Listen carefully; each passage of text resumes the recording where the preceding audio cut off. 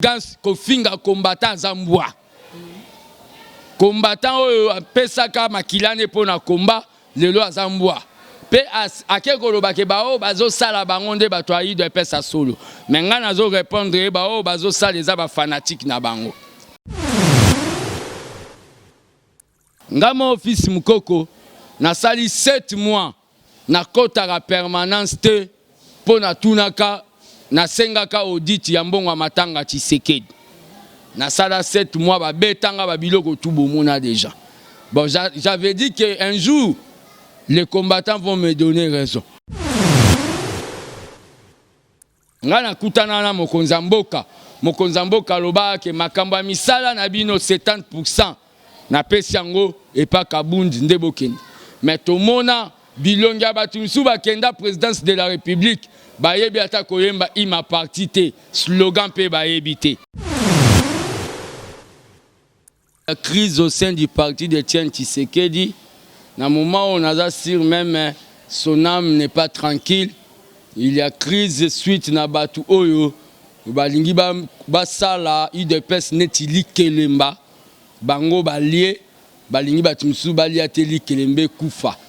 Il y a crise na kati ya UDPS na komona un haut cadre comme Augustin Kabouya a débordé ba borne a fingi ba combattant baza bambwa pe azolongole lamba po abundana o babengi un combattant martyr vivant Kombone Boudjimi abundana un combattant handicapé.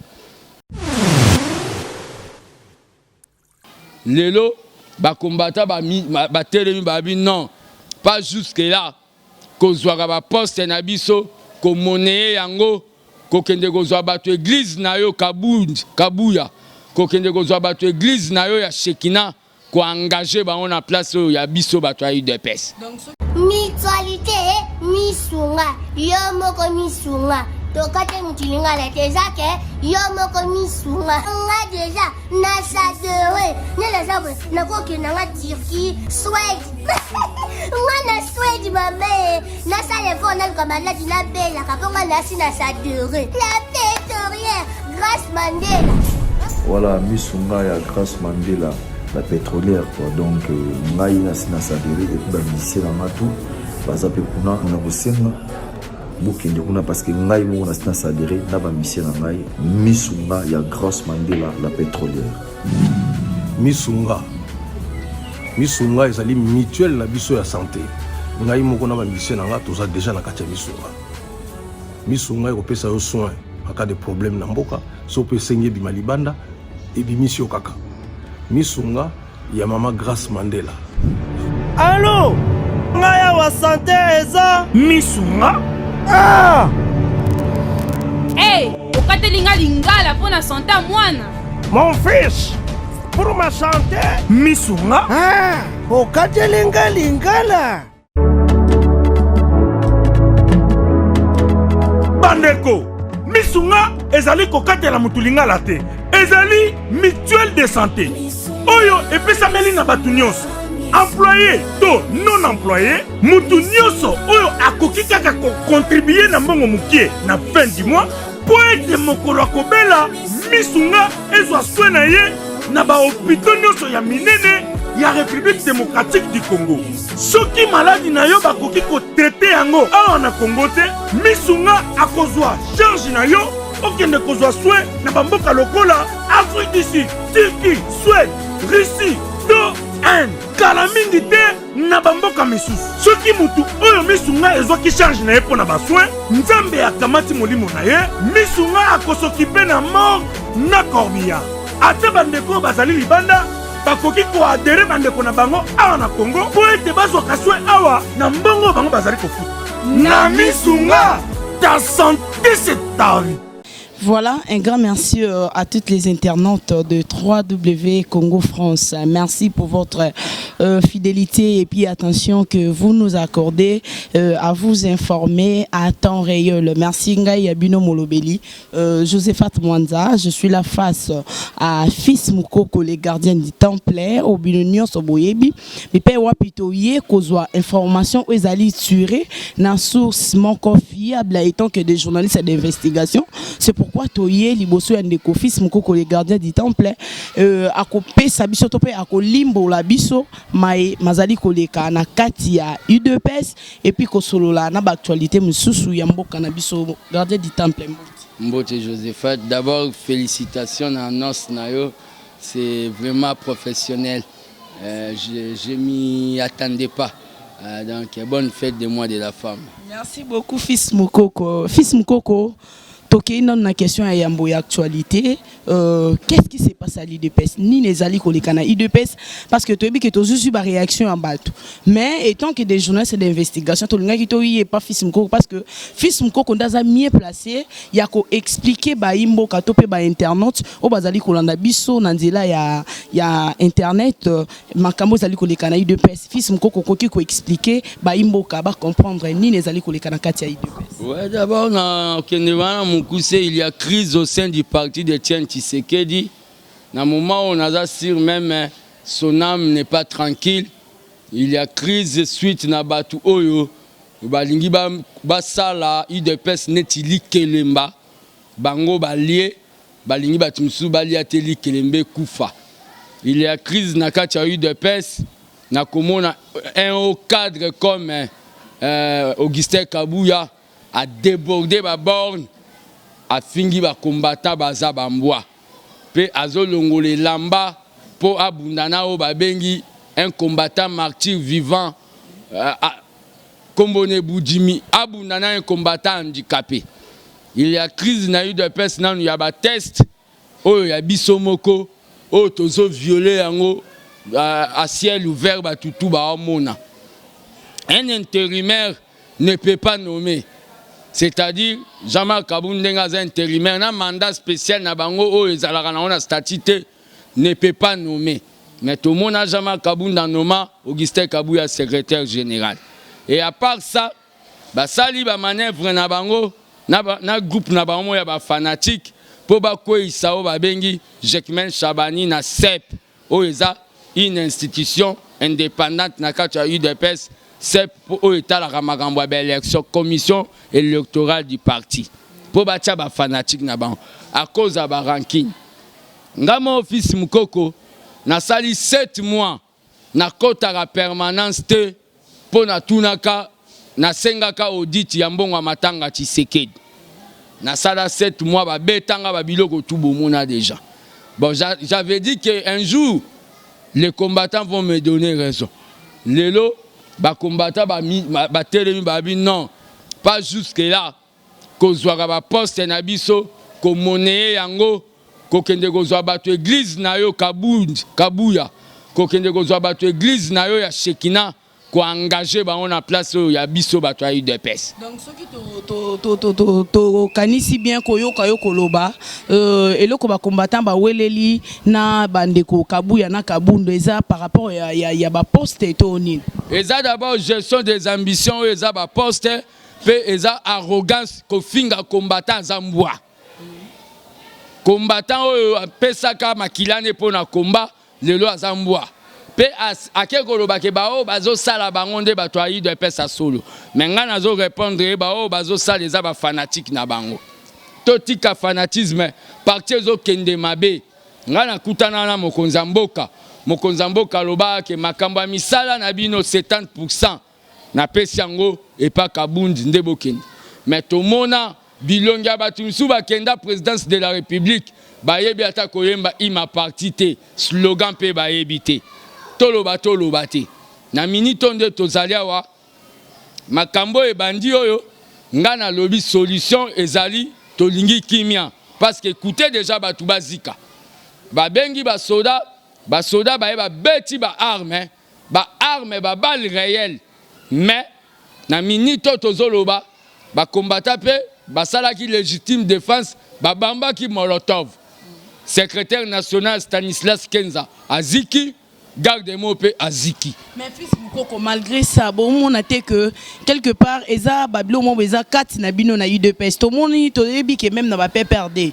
Bazala la guerre d'esprit entre bango, entre autorité na ba militants. Mais jamais au monde a que makam na bango et bima boye en public. Il y a bino deux fois et comme na ko paralysé et mort na petit peuple. Parce que l'autre fois toi qui cause la reportage, tout le monde commence que va boire que gaz lacrymogène. Quelque part ndetinga ipezwa kinga la mise. Voyez. Comme qu'on paralyser ça et ça la sonité vraiment surtout que vous a parti au pouvoir. Et ça la soni mais batumi bala bazo ka sonité.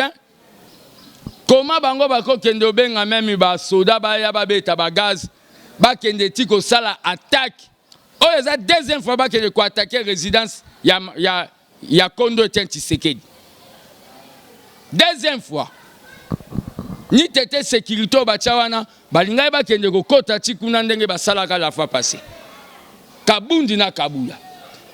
Bango lokola bamoni que la police il faut ba utiliser bango na modèle ya Sera Kabila.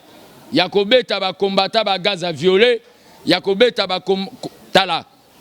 Na moment tozoloba, il y a plus de 20 combattants ba kangami. Misusu bazan échangeur Misusu baza na Pekin et pas parce que faut ba yeba ke muntu aza muta IDPS il faut azala mini ya carte na ye ya membre ya IDPS azabi loba carte ya IDPS ça fait une année 6 mois bimarate ba escroquer ba combattant ba tikala na ba récit na maboko lokola papier mouchoir au moment na association na bango décision finale ba pesa ba carte biométrique décision finale Yakabundi ezala na Kingabwa eza association na sala na idée lobby comme sango parti politique batika kokosa ngalobi na lai na ipeki na butu na kenda opesa ba combattant ba mapa Budimi oyo Kabuya alingaka bundisa handicapé wana wazwa sibal handicapé wana Budimi wana azana ipeki apa kolinga ko bundisa Kabuya bakangi so handicapé abatie na ipeki na échangeur pe ba misu baza nazolo baba libérer ba dans l'immédiat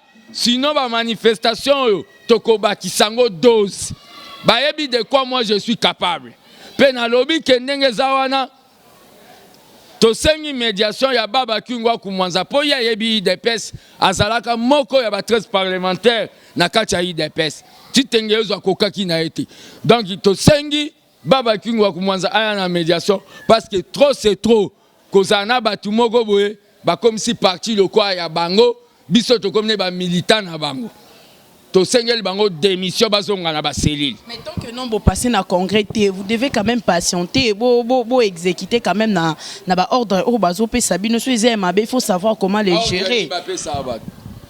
Bango basa keloko te bango nde basa keloko te dans ndenge zana bazawana kaka po d'abord pe likambo ba mandataire on a kota ombala moka baza déjà wana ba yebi ke il faut bazwa ba mandataire mo ba pesa po ba yela bango mbongo ngana association nanga armée de bâtisseurs tshisekedistes tolobi makambo ba mandataire il fait zala ba bengi compétitivité il faut basa la offre muto akozwa très bien yenda comme mandataire qui mandataire ezalo quoi lipate mususu azwa mukokoli mususu azwa katikati eza gâteau te on doit pas politiser makambu nyonso. Mais malgré cela chef de l'état utay koyamba délégat nani bato FCC ko bana autorité morale na bango Joseph Kabila na ngambu pe ya cash tout mon présence ya Jean-Marc Kabundu kuna na résidence na ina nsele ezaki kapona ko lobe ba quand na kati ya masolo basolo ki pe na likamotali ba mandataire yo le lota ngozali ko je sais pas ce que ozaki informé ou pas et bon so yo ki déjà ba lobby na communiquer na bangwana ezosenga compétence elingo lobani ngana gardien du temple de la démocratie sentinelle de la république réunion na bango bakoti kuna lenga na oloba bweza nde position à base fatia yo kaka base nae ngana loba ke bilongi ya kala to mona na gouvernement teneti ya bamende est-ce que bomona bon problème ezate mais bilongi wana kaka omo babi non babilongi ya ba dinosaure ya la lisusu te ba dinosaure batinda ba petit na bango na pesa ba petit na bango ya FCC boulot nga ba félicita nga na pesa bango boulot mais le problème est likambo mandataire na nazolo nga naza gardien du temple nga nde naza boye nga naza ba bengi énergie ya 2000 ya après 2023 po fatia robeta de mandat na oyebisa nzamba lo lazoyoka soki fatia beti de mandat nazomona muto akoganye nga na congrès ya UDPS te nazomona te ke totikali va kabundi candidat nga candidat na makambo basa ba combattant na asira okokata koya kopesa candidature wana ko eloko mususu pe population bazali ko se plaindre ezali kamba ba accord to éviter trop des accords na mboka to éviter ba accord ngo elinga ko limbola nini to elinga ko lakisa nini makambo ba accord oya kopesa nga kanda pamba na linga na ngo te makambo ba accord akende ko tuna kabundi na mnemi mutu basinyango makambo ba accord na yo kansi même nzambe na lola linga été à peuple congolais que na 2023 bopé sa biso majorité poto sala banana suki tina linzaka biso ka bato changement bokenda ko voter sauf sinko ala candidat bolinga boluba okolier sa biso nini bomoni ko senga balie sabino balie sibino bopé si ba majorité ya monde to koya na makambo ba koro ezala na volonté na biso te nga na boya na makambo ba koro wana mais na minute nga na zolo bande Kabuya na kabundi faut ba démissionner ba tikela biso parti. Bazonga na ba cellule. Pays de pes qui mis la fonction eza anti-statutaire.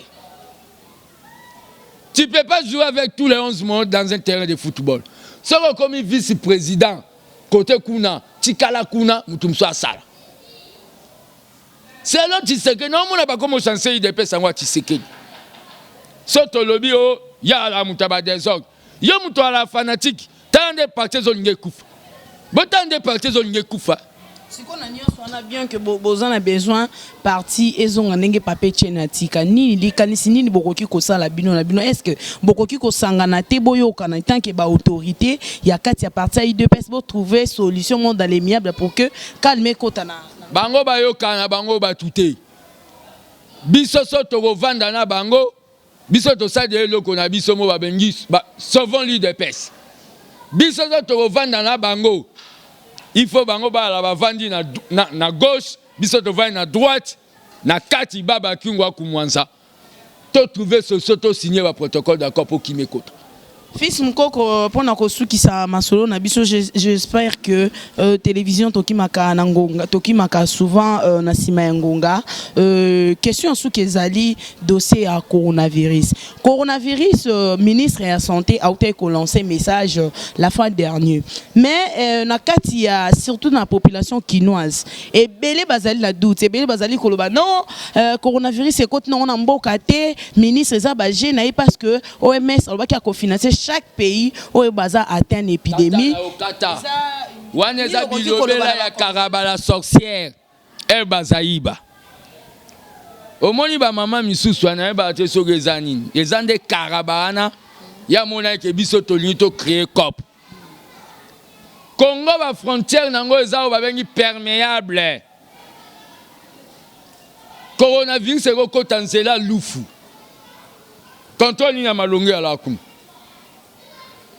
Mais bango lokola ba ina na bango biso karabala sorcière na bango Eve bazai ba leki alobao ministre asali kopa lokoto makambo tout na olobano nazo senga peuple congolais tous à la prudent to négliger trop ba malade maladie na coronavirus c'est maladie mo importé biso to mesana na ba kibeka na ba sikama on comprend ba yeli biso ngwe pa mindele ba créer yango po ba sala kisi ba tekila subiso ben impérialiste na ba laboratoire na bango na poto siko na minito ndenge zawana to sengi kaka soko monika ya mutu moko bo trop de fièvre belela parce que na Congo d'abord boyebi niveau ya santé na biso tokoya ko lobeza fin du monde que za fin du monde te tokoya ko sila donc yango nde nazoloba ke tous à la prudent na makambo etali coronavirus ana na opesa numéro nanga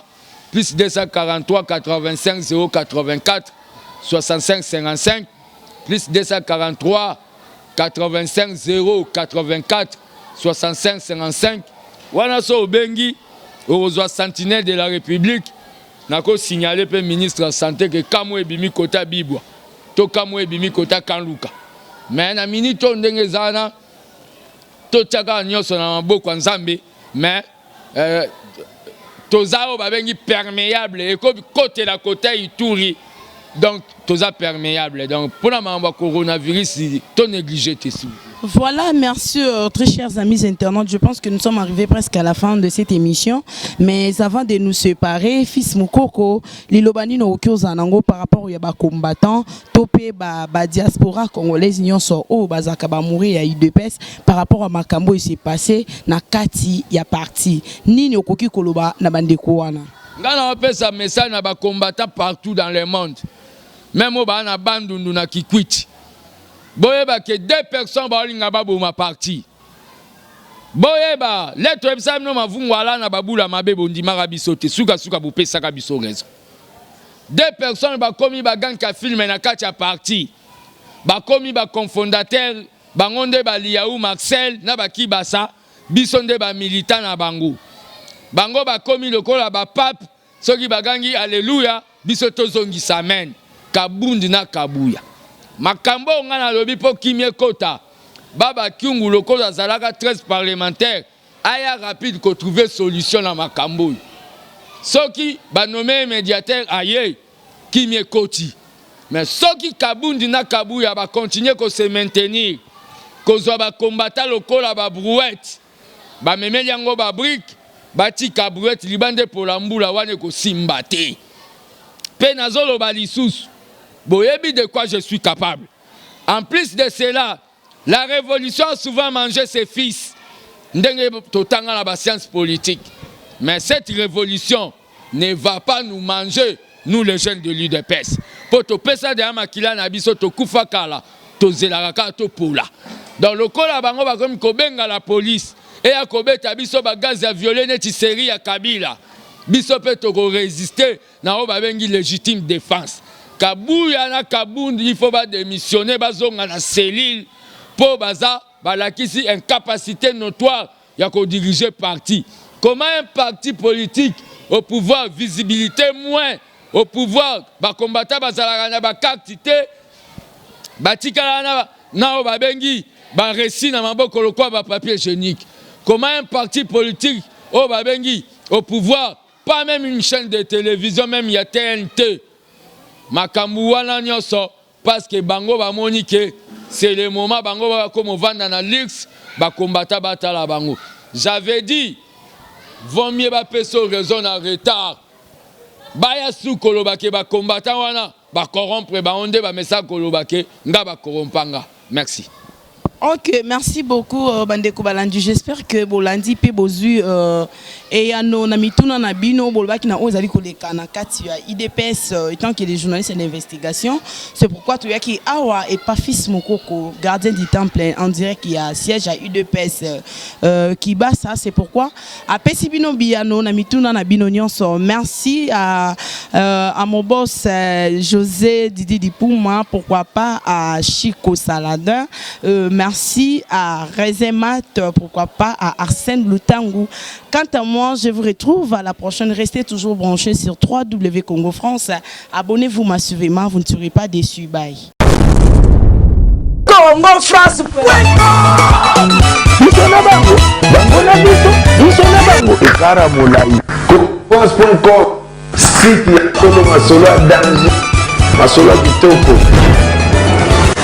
Congo France.